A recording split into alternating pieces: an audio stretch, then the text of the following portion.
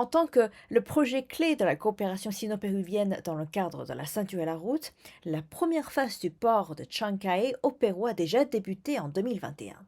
Et d'ailleurs, aujourd'hui, le Pérou est le premier fournisseur de myrtilles et aussi d'avocats pour la Chine, tandis que les produits comme le kiona et aussi le raisin, le maca sont aussi très prisés sur le marché chinois. De l'autre côté, avec l'inauguration des ports de Shanghai, ces produits pourront en effet désormais accéder au marché chinois d'une manière plus efficace et plus rapide. Et concrètement, comment ça se passe?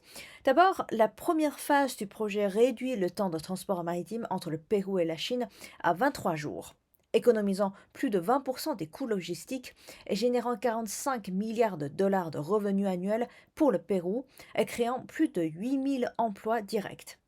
Relié à Lima par un tunnel connecté à la route paraméricaine, eh bien le port joue un rôle essentiel dans le développement des réseaux des transports interconnectés, reliant le littoral à l'intérieur des terres et le Pérou aux autres pays de l'Amérique latine.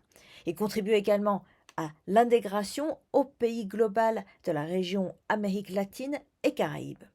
De l'autre côté, c'est également un port vert qui correspond parfaitement à ces critères logistiques et à ces critères écologiques, puisque le projet a intégré des mesures environnementales comme la création d'un centre de sauvetage animalier et aussi l'amélioration des habitats naturels, des zones humides et des plages environnantes.